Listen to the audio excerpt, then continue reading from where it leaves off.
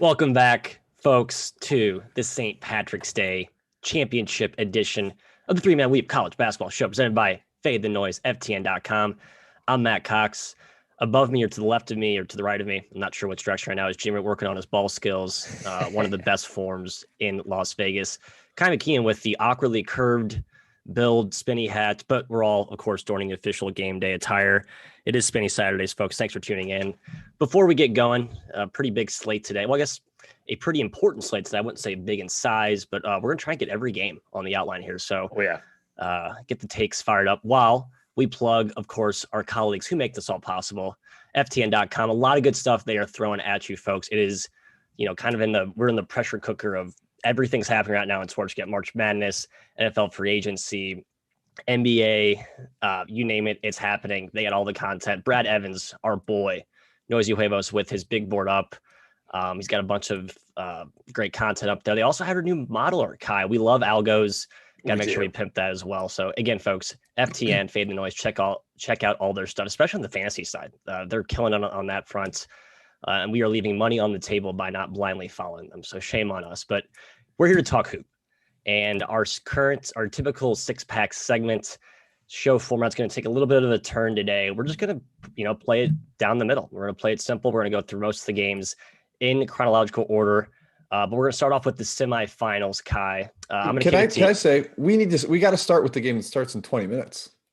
We got to start with UMass Lowell and Hartford. We got to 8 a.m. tip in local time. Yeah, I agree, Jim. Let's jump to that and then go to semis and then circle back to the chronological betting rotation. The America East.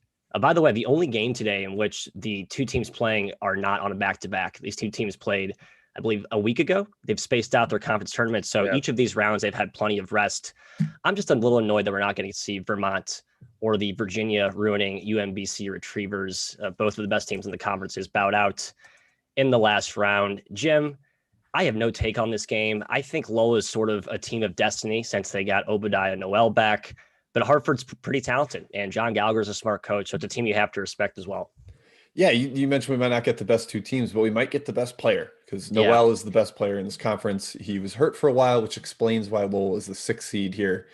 But it's a tough matchup because Hartford has Tracy Carter, the high major down transfer from Marquette. He's the best defender in the conference by far. Gets his hands on everything. He'll be chasing Noel around all day, basically. And Matt, you mentioned the only game where there aren't they're not playing back to back. There's a couple teams randomly spread through it. Your Texas, your Norfolk State that are not on back to back because of COVID stuff. But yeah, these two should be well rested. They should be very prepared. Both teams, I think we believe are well coached, which matters with a bunch of prep time like this. I lean towards UMass Lowell. I kind of want to ride with the best player. The way Jairus Lyles carried UMBC over Vermont on the road in the final. I think Noel can do the same thing here, Kai. I agree. The steam has it right, guys. This game's been steamed down from 2.5 down to 1.5. Hartford's still a slight favorite. By the way, the overlay we got on our screen is dope. Shout out to FTN. I think UMass Lowell wins this game. I will be on their side. Riverhawks. Go Riverhawks. First ever tournament appearance, I believe. They've been eligible for just a couple of years now since getting the 4-year ban out of the way, Matthew. And just one more note here. I may have blacked out while you guys were talking there, but this game is on Hartford's home floor. This is a home game for Hartford, so make sure to mention that. Implying the odds makers pretty much have these two teams rated the same. If you assume that they believe home was around 2 points, which we have sort of arrived at that conclusion based on the data and the numbers this year. Yeah, neither team has ever made the Division I NCAA tournament. So I can't believe Hartford has. That's crazy because they've had a lot of good teams, and obviously UMass Lowell, newer D1 team, tiny gym by the way, like has to be the smallest gym in all of college basketball. Yeah. All right, let's talk Big Ten. Some of the semis today. I love the audacity of the Big Ten, like the pretentiousness to host the conference championship on Sunday. Like, just I've always felt that the Big Ten puts themselves on a pedestal above it. One thing I love about it is like the year bold. Wisconsin had to like stop at a Best Buy to watch the selection show on the way home. That was fantastic. It was like in their warm-ups driving home from I think the tournament was in Chicago that year, so they're just heading back up to Madison. It's like, all right, we're just gonna hang out here. Love that. All right, Iowa, Illinois. This Illinois team. I mean, at some point, we need to have the conversation of Michigan versus Illinois. It seems like people keep thinking Michigan's on their own tier, Kai, but Illinois continues to, wreck the Big Ten as they have the last few weeks. Sounds like you think this spread's nuts. Tell us why. I do. I think it's really high. I think it should be closer to a pick. Illinois has covered 5 straight. I get it. They're awesome right now. Iowa just squeaked by Wisconsin. Illinois killed Rutgers. Yes, Illinois looks like the better team. But I think Iowa can match up with them. Illinois did win the first game by 5, Jim. No CJ Frederick in that game. Obviously, we've talked about his importance for Iowa. Joe Wieskamp appears to be fully healthy, played against Wisconsin last game. Yeah, I just think it's way too high. So I think it's actually down to +3 now. At +4, I loved it. 3.5, I liked it, Jim. Yeah, the end of the Iowa game was rather interesting for bettors yesterday. There was a 1-1 with Iowa up 5, and Wieskamp missed the front end, but nobody went to grab the ball, so they just ended the game. They just called it off. It was bizarre. Let's just end it. Yeah, why not? I mean, it was clearly over at that point. But this game, I do think the number's a little high. Kai, I agree with you there, but Illinois is just a juggernaut right now. I don't know that my rating is correct on Illinois, with as well as they've been playing since Aya DeSumo has been out and then back. It's a team that seems like they put it all together. Brad Underwood, a coach we love. Curbelo off the bench has been terrific in that role. It just seems like when DeSumo went out, every other role player rallied. They kind of figured out, got some confidence, and now that he's back, it's just they've hit the turbo button, Matthew. Yeah, and they've sort of stepped back, one chair down the pecking order very willingly, and now they just have overqualified guys as complementary players, and they're just, I think, as you mentioned, they could have the 2 best players in the country on the floor any given day, so that's obviously a pretty good recipe for success. I'm giving them a massive upgrade in my power ratings last night. Just I've seen enough of this team, and I think they're in that creme de la creme crop right now, so I have to appraise them as such, but I think the spread's pretty appropriately priced for how good they've been. All right, the other Big Ten semi, let's get to Ohio State, Michigan. Big time rivalry, obviously. The Buckeyes, pretty impressive overtime response after blowing a pretty huge lead to Purdue yesterday, second half, Jim. It was sort of a slow burn.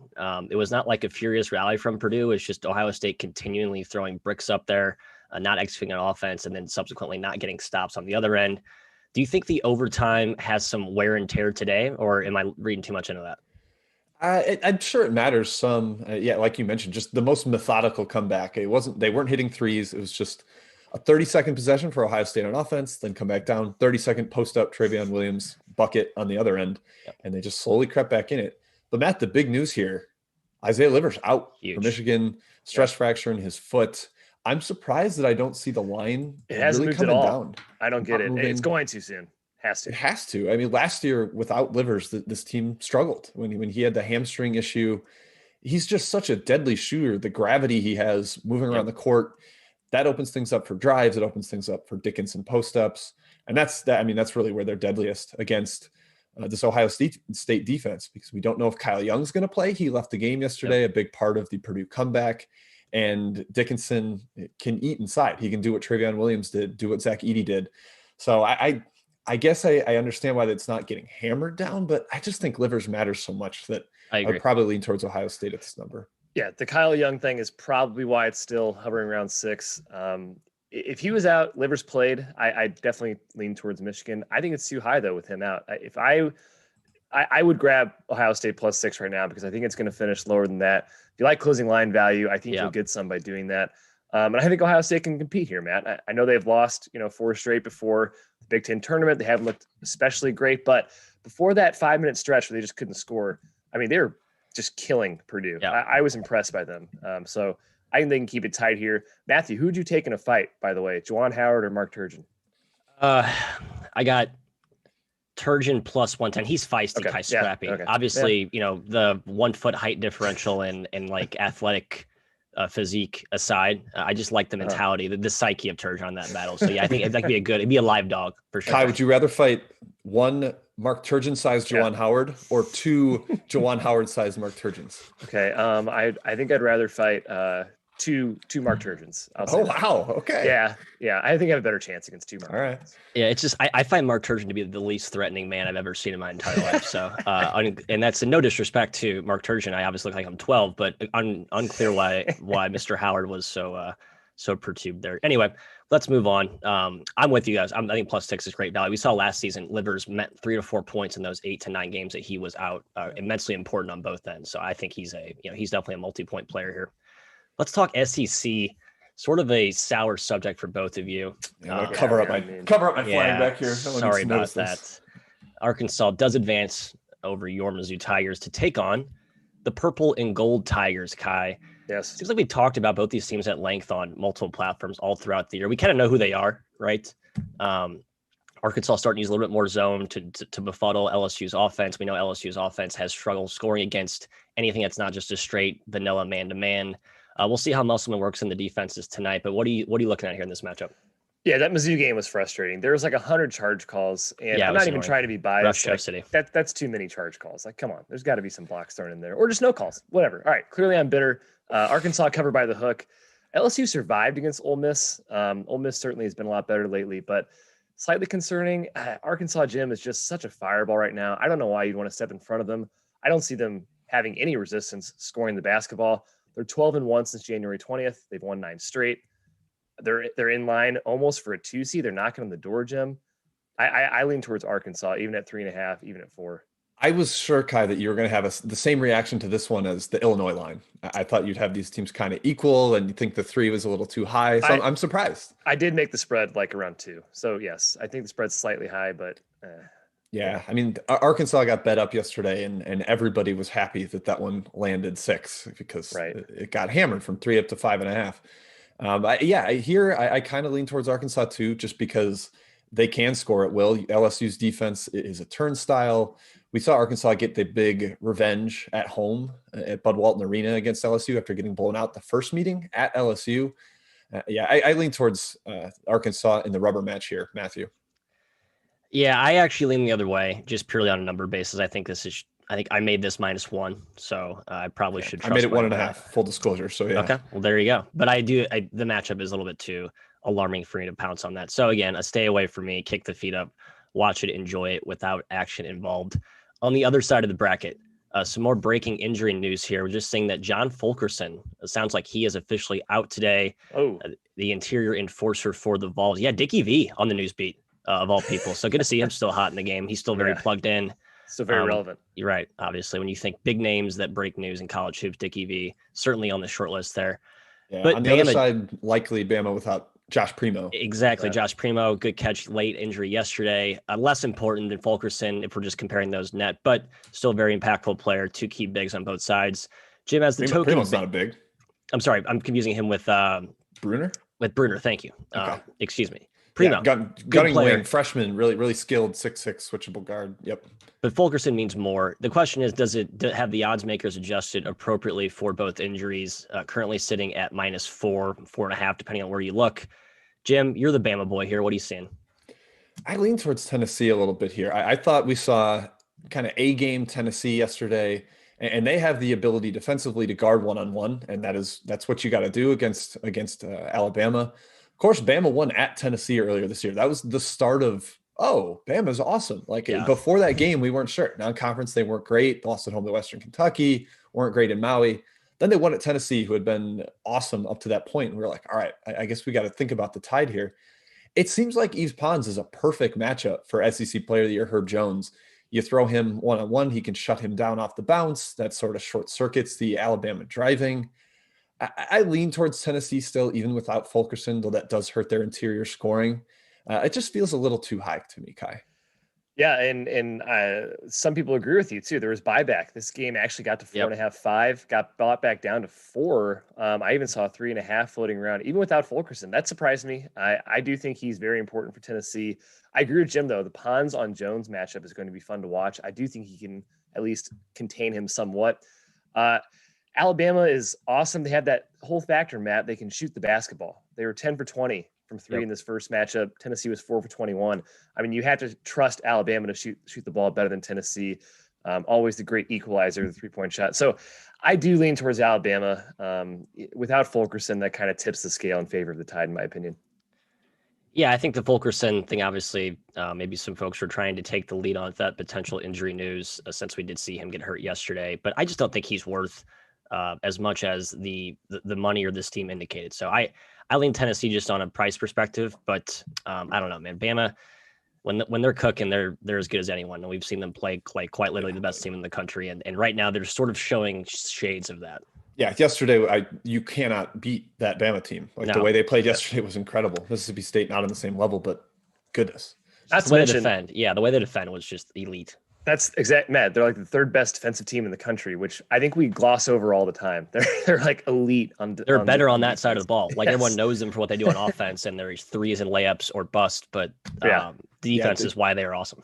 I kind of tweeted something similar yesterday, and someone replied like, "It's just rare for a team to play that fast and be that awesome on defense." Right. And so like that, putting that together is tough. I mean, for people that love points per game, obviously very tough for them, but even for us, I think it's just like, oh, helter-skelter transition. How can you be that good on D? But they are.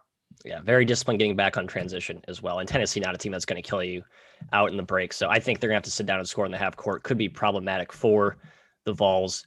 All right, Kai, I'm going to kick it to you for some full steam ahead. Excuse me, I can't speak this morning. No, you cannot. That's all right. It's early. We got St. Patty's Day. I see the river the Green River being dyed just outside my window right here. Are they doing that this year? I don't think they're doing that now. So, but it sounded good for play up of the show. Yeah, I see the river out my window. It's right there. I have a nice penthouse in downtown Chicago. Kai, take it away. All right, so we talked about the Alabama buyback there. Got up to 4.5 and 5, back down to 4. Texas, guys, a game we haven't talked about quite yet. We will very soon.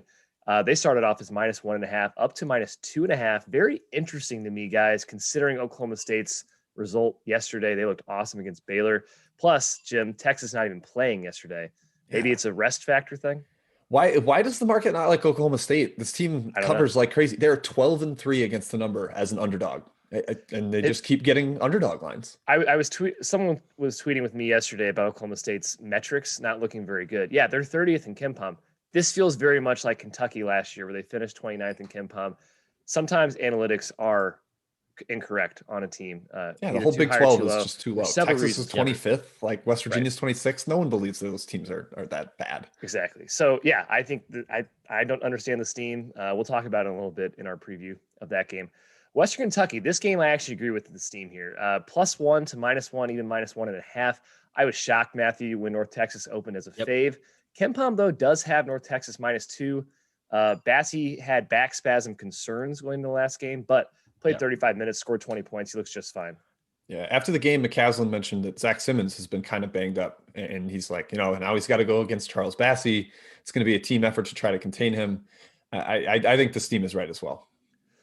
We talked UMass Lowell. I agree with that steam there, +2.5 to +1.5.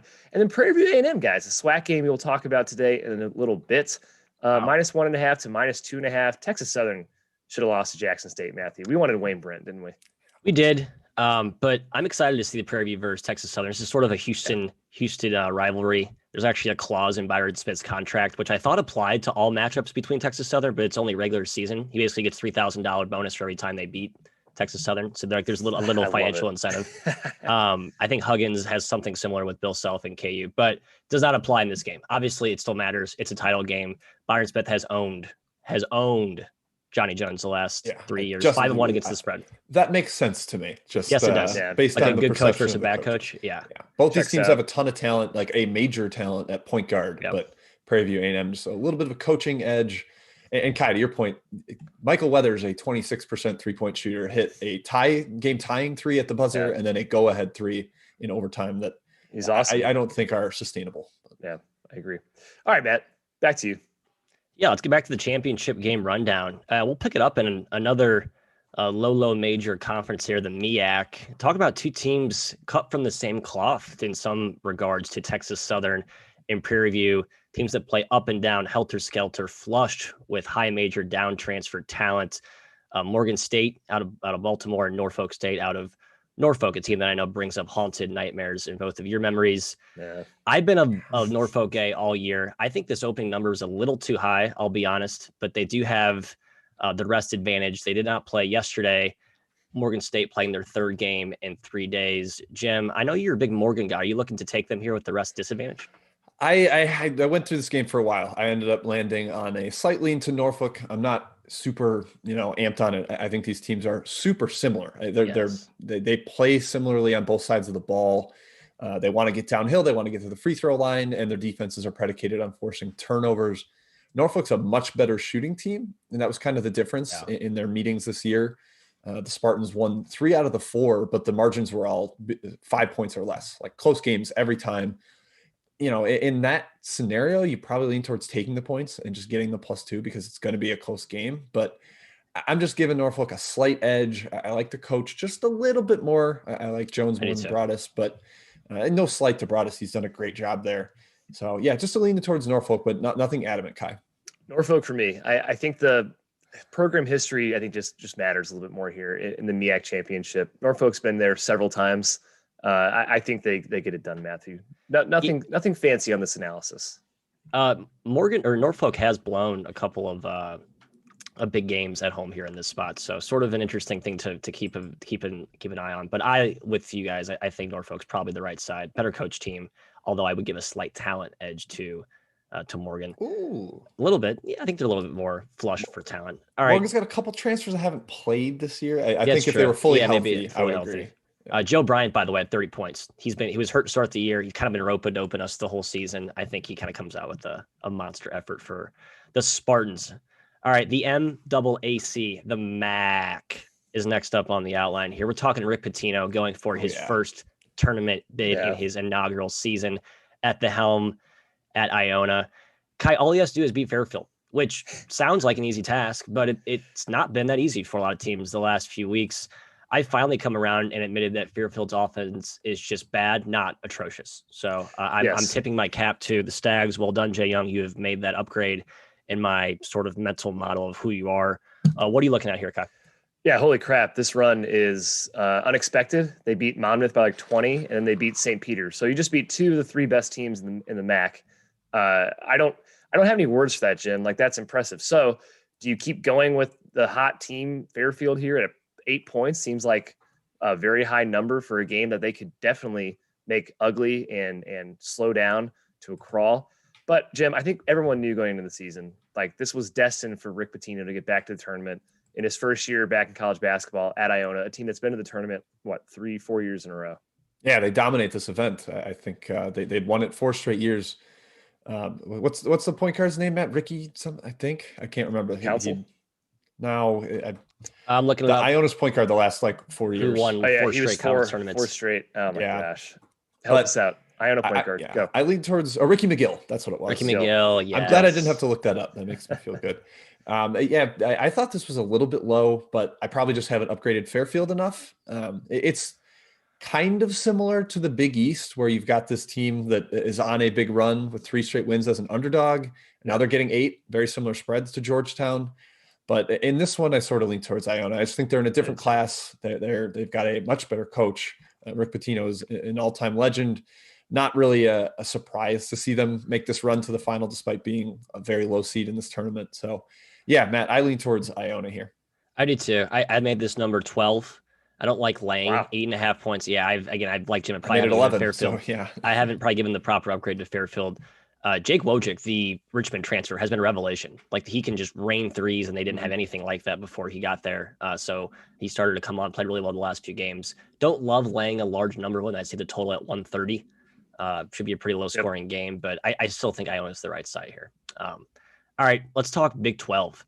Cade's crusade is in full force right now, Mr. McKeon.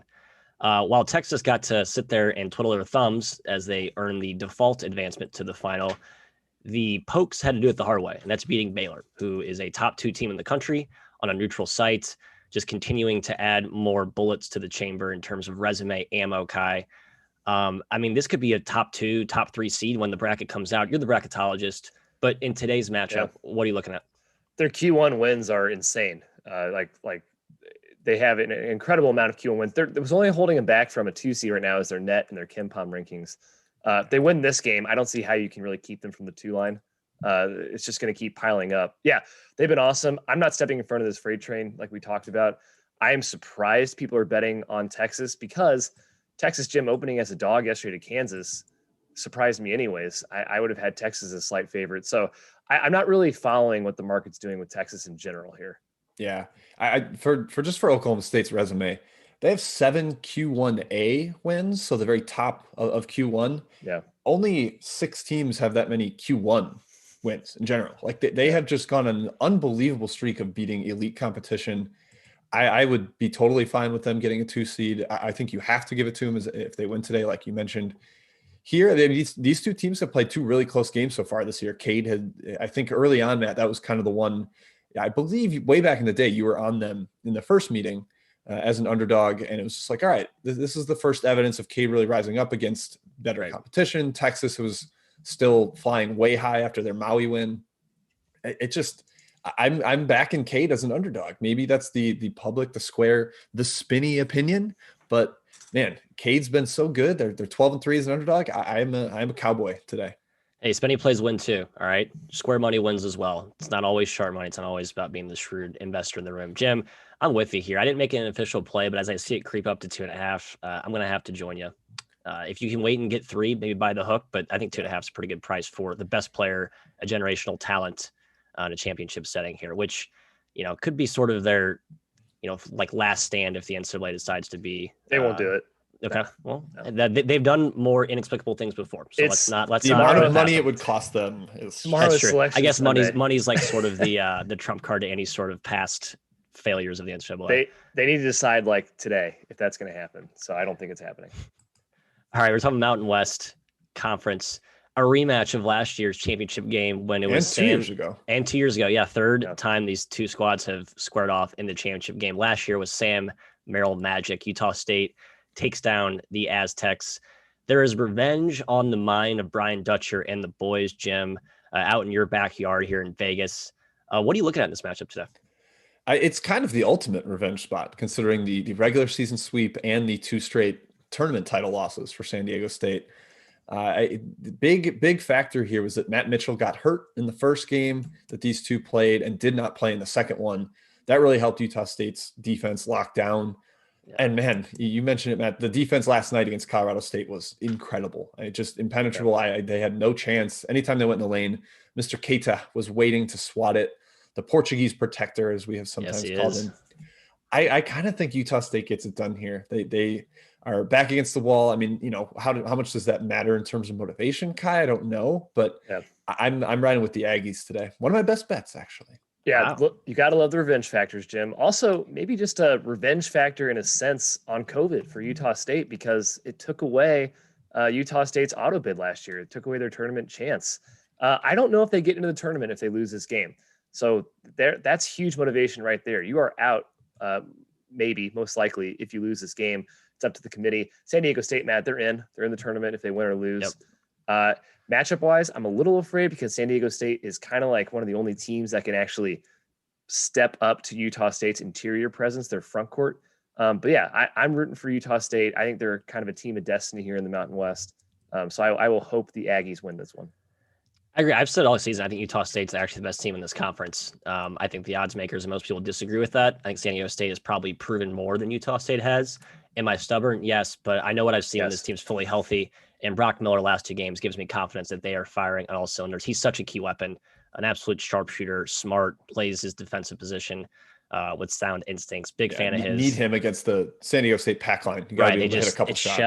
Shell defense. You got to be able to stretch that out, and Miller can certainly do that.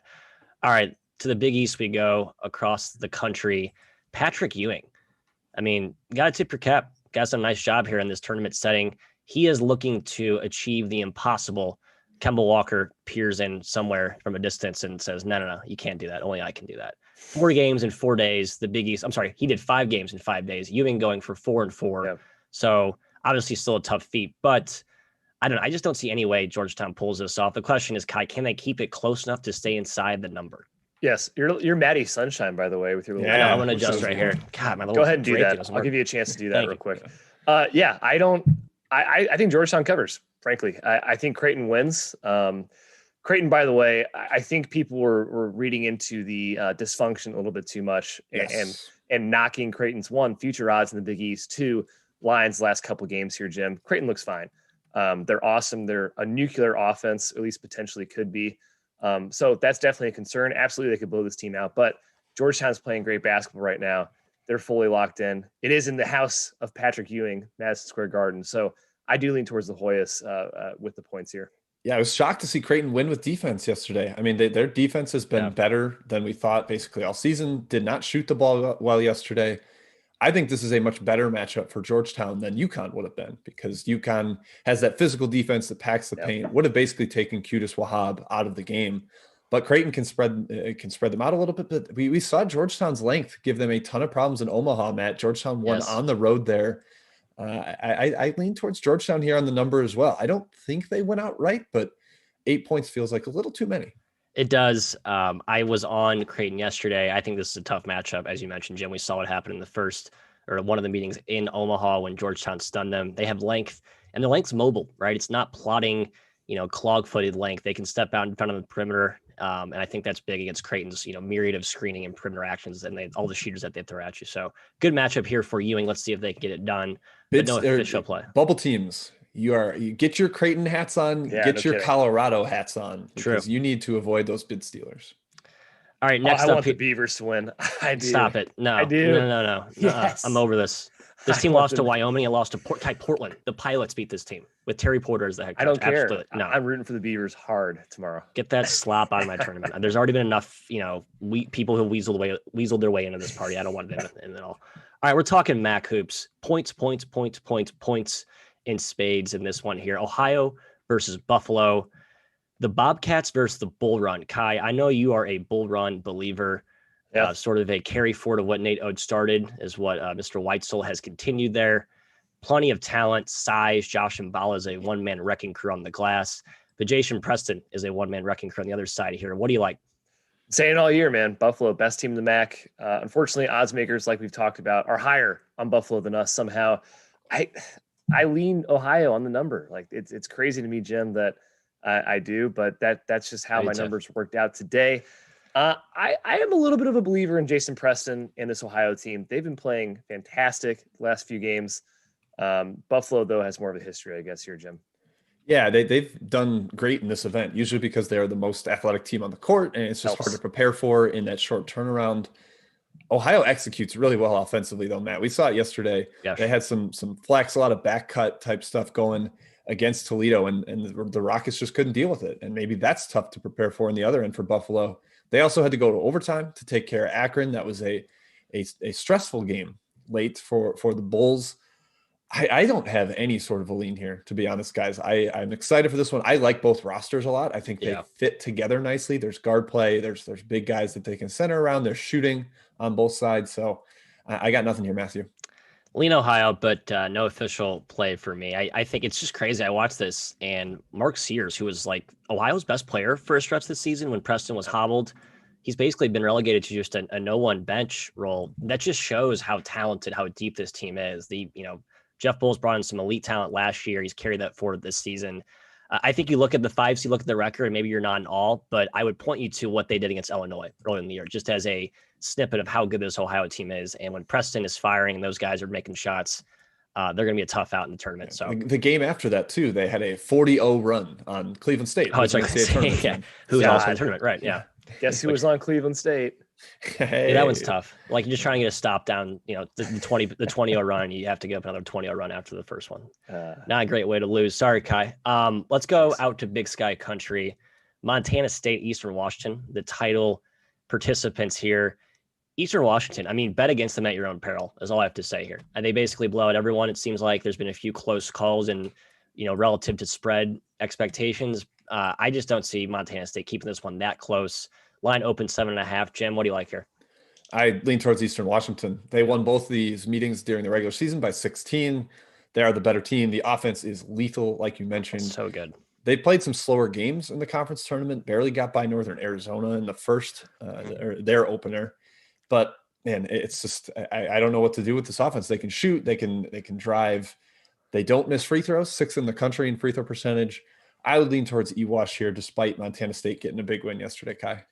Yep. Horn Toot, I did call this championship game. Nice. Site. So 3-man weave, the site is looking good here. I did just write up Eastern Washington, actually, for an article today. I made this spread lower than 7.5, but as Jim said, Eastern Washington's a terrible matchup for Montana State. They did beat them twice by 16. Neither game was close. 1.27 points per possession, 1.23 points per possession. Montana State's defense isn't that great. And I know, Matthew, Eastern Washington has an answer for Jabril Bello. He has attempted 6 total free throws against EWash in 2 games, and he's second in the country in free throw rate. They just shut him down. So I do lean heavily towards EWASH in this game. Yeah, EWASH, classic team, notorious for not fouling, right? They make you score on them. They're a little bit soft. I think Montana State's the more athletic team. Tanner Groves is not soft. Big Sky Player of the Year. He's something. He can be exploited. I'll just put that nicely. But I think he's an awesome player on the other end of the floor. I'm just surprised why Montana State's defense has been so bad this year. Not so bad, but certainly worse than last season. It's a lot of the same characters. Very precarious development this season for Danny Sprinkle. But I think we all agree, EWASH or nothing for the boys. All right, ACC. Another instance when we have a bypass to the title game. Georgia Tech, the benefactor of Virginia's unfortunate COVID pause. Florida State eking past North Carolina after getting up early, surrendering a late run, but they did hold on late. I was on the Tar Heels there, so it was nice to get a slight half point or point cover. Kai, what are you looking at here in this matchup? Oh, man. Good question, Matthew. You know what? I'm leaning Georgia Tech. I love Florida State. I think they're going to be a really, really tough out in the tournament, but Georgia Tech has been kind of on fire lately. I don't know how – this one's a tough cap because Georgia Tech, Jim, obviously didn't get to play against Virginia. Florida State didn't get to play against Duke. Kind of an interesting scenario here. Yeah, I mean, I think Mark Titus made the joke on Twitter that Florida State had won 4 straight ACC tournament games without taking off their warmups. Yeah, because last year they got the tournament championship despite That's true. Yeah. The COVID cancellation and then not playing Duke.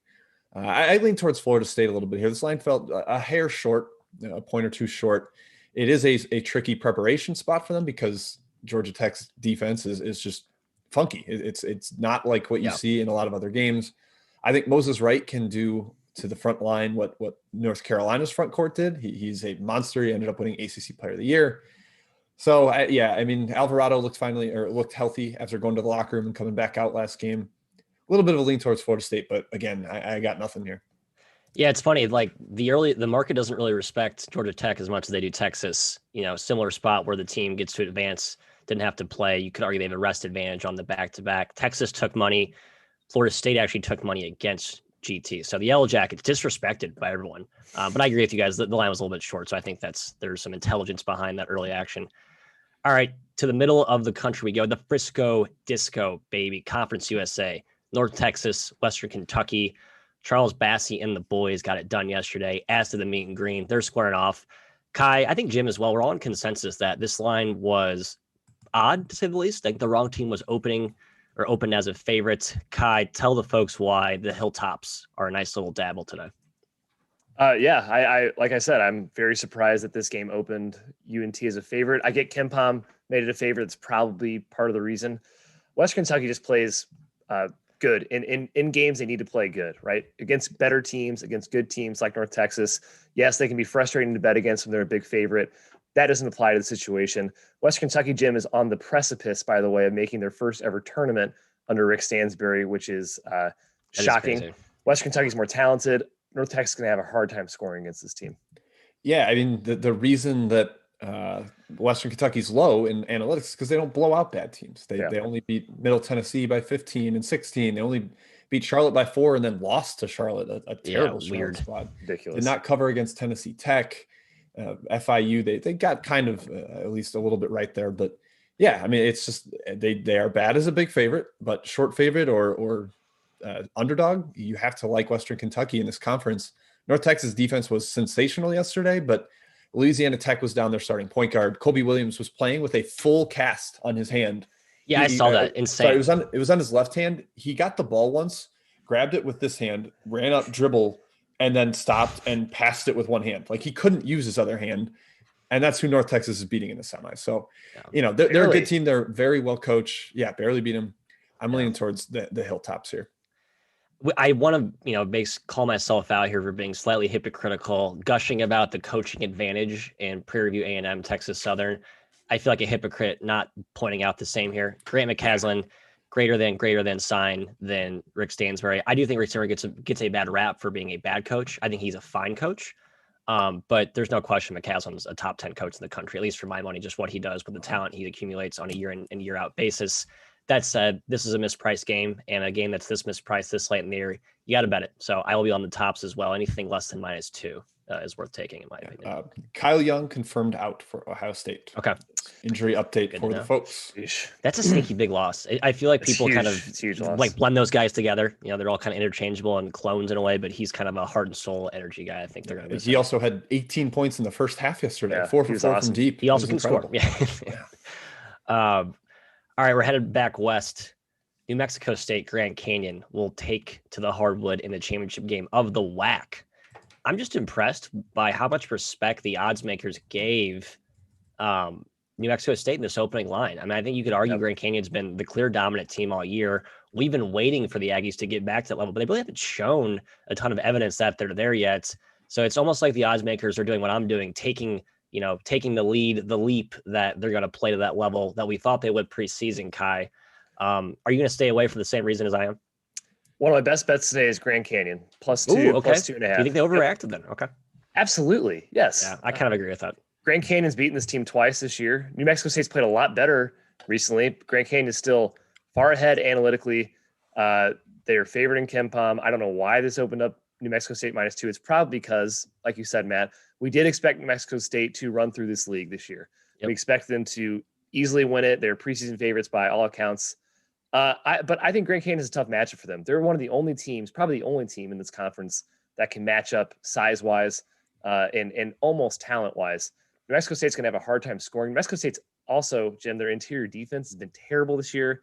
Lever and Nick Guard are going to have great games, I think, for Grand Canyon tonight. One other thing, too. This is a huge macro rivalry sense for Grand Canyon, Jim. They've never made the tournament. New Mexico State's beaten them twice in this championship, and they've kind of been New Mexico State's little brother for a while. Yep. So I do like Grand Canyon quite a lot here. Yeah, the New Mexico State fans get angry when you say Grand Canyon's in their same tier. It just really bothers them. It's for as far as for preparing for Grand Canyon, playing Utah Valley is as good as you can do. And that's the same double big rotation, one mega center. Fardaws IMAC kind of equals Midgard. Yeah. I actually talked to somebody who was at the Orleans yesterday for both of these games. A buddy sitting courtside. I'll actually be hosting VSiN with him later today. He mentioned that Midgard looked incredible, just like locked in. No one could stop him. New Mexico State doesn't quite have the size to measure up to somebody who is 7 foot, 280 pounds, basically what Midgard is. Yes. So yeah, I think this line was wrong. I kind of wanted to back New Mexico State today, but maybe it is, in my mind, it's right then, because if I wanted to back the Aggies, then they should be favored. But I was surprised to see it where it is, just like Kai. So a little bit of a lean towards Grand Canyon on the number. Matt, to clarify, I don't think it's wild. I'd probably make it like a pick, but to see +2, +2.5, I have to take that value for Grand Canyon. Yeah, I'm in a Grand Canyon +1, so I was worried I was overreacting. So to see the market now push it even a stretch beyond what I had, and I think you have valid points if you're not buying into New Mexico State playing right back to where they, where we had them at preseason, and I think there's a valid case being made that they're not there yet. And Jimmy, I like your comparison of the Utah Valley to Grand Canyon. Evan Cole, Alessandro Lever, the other second big who can kind of play on the perimeter, make shots, but also score inside. So good little litmus test there for the Aggies. In the prior round, we got 3 more here. I think we'll quickly preview the Patriot, then we'll fly through the rest of the sections as we are going long. Big West, staying out west, UC Irvine, UC Santa Barbara, kind of similar to the last, with the WAC, 2 teams that don't like each other because they're always butting heads at the top of the leaderboard. UC Irvine always gets the last laugh. UC Santa Barbara got the regular season title, got that monkey off their back, but none of that matters, Kai, because today is for all the marbles. Can UC Santa Barbara finally take down the Anteaters, who have been a fixture in the NCAA tournament from the Big West the last few years? I don't think so. I think Irvine's a bet for me. +2.5, +3. Yeah. Wow. I think they just own this team. It's mental, whatever you want to call it. Irvine just dominates them in their headspace in this type of setting, Jim. Yeah, I kind of feel the same way. Irvine was awesome yesterday. Just wiped out Riverside. That was basically never a game. Really impressive stuff from them.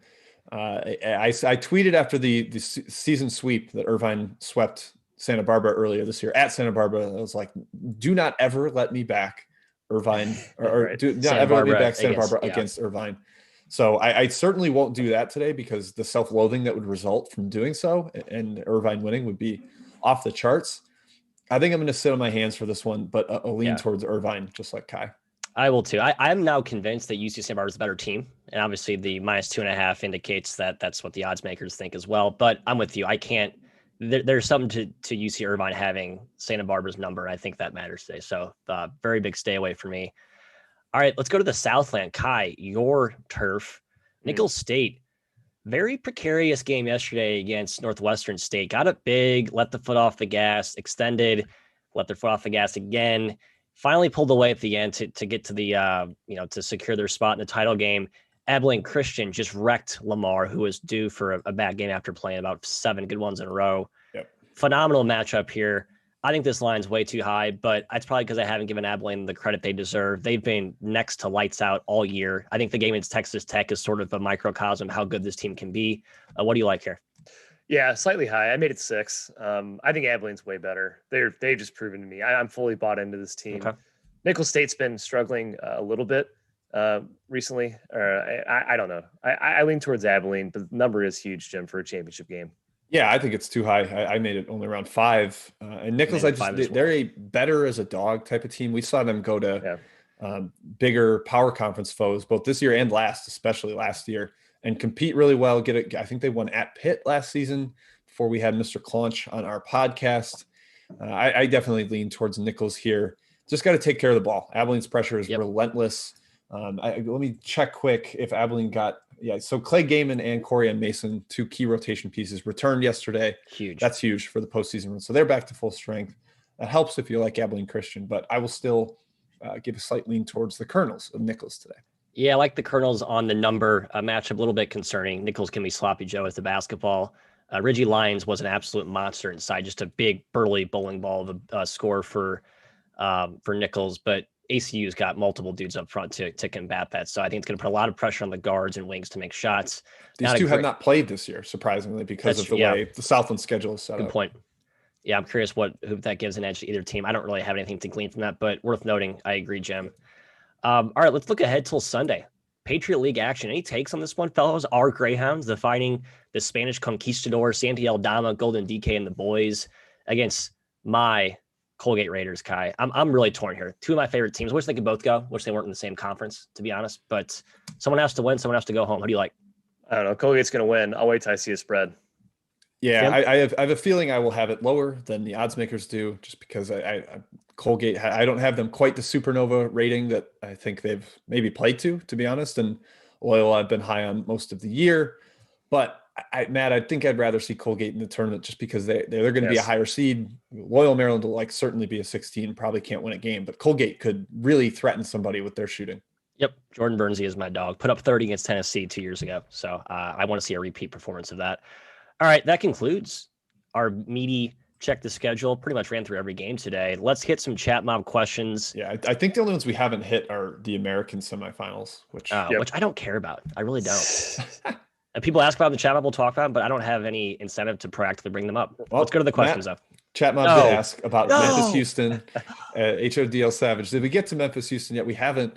Guys, I like Memphis here. I think they are mega locked in. They've been playing a lot better lately. There's a coaching disadvantage for sure, but they almost just won at Houston. They played them close the entire way. It's a double-digit dog, now 7.5 on a neutral. At least that was the last I saw.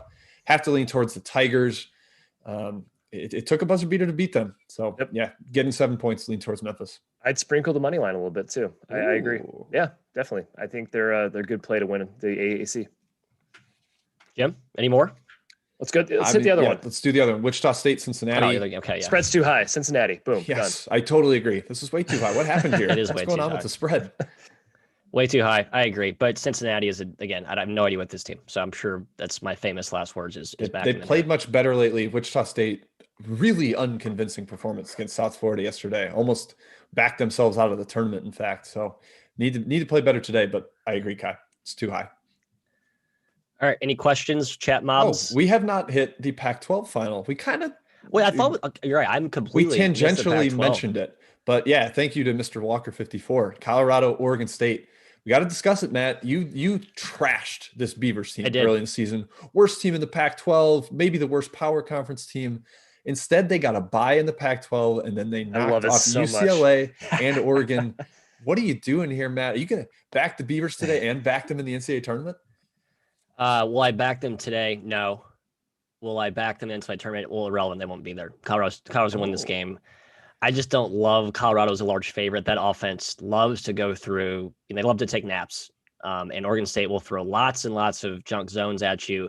Although I do think Colorado, please check the numbers if I'm wrong on this, but I think they're an awesome zone offense. I think they're a really good passing, ball moving type team, a team that can really eviscerate That's your job. zones. Your job is to check the numbers for everybody. No, I'm outsourcing that to the viewers. I'm outsourcing. I'm delegating. I'll check it for you, Matthew. As you would do, Mr. Manager Kai. Kai, what are your thoughts here? Of course you like the Beavers. Of course you do. Yes. What? +9. Come on. It's a big number. And it's a big number. Beavers +9 is a lean for me. Yes. Okay. Plus, I just want it to happen. I want them to win.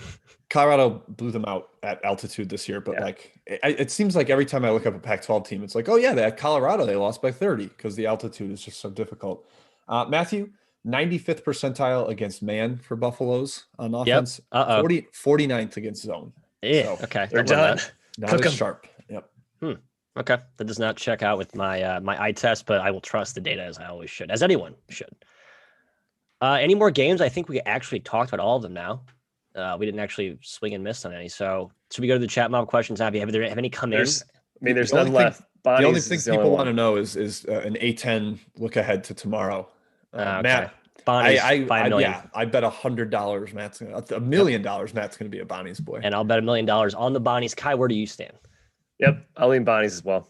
Mark Schmidt, week to prepare for a conference championship game. I am a Bonnies I like that as well. Yes, no question.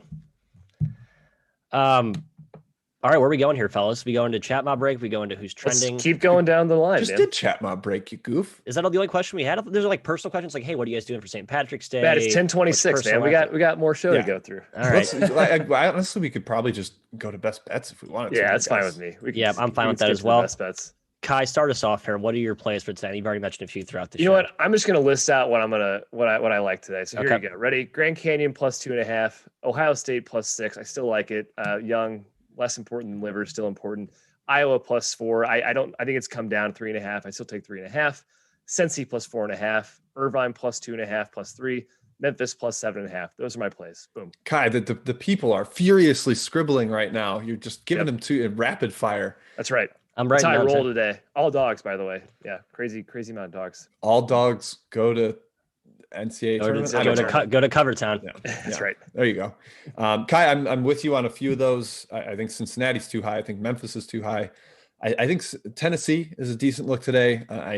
I've been the Bama drum beater all season, but it's crazy, guys. I mentioned to you privately, I beat the drum for them all off season. I am down 3 units betting on them this year, just by being odd. 16 and 11 against the number. It makes no sense. Very frustrating.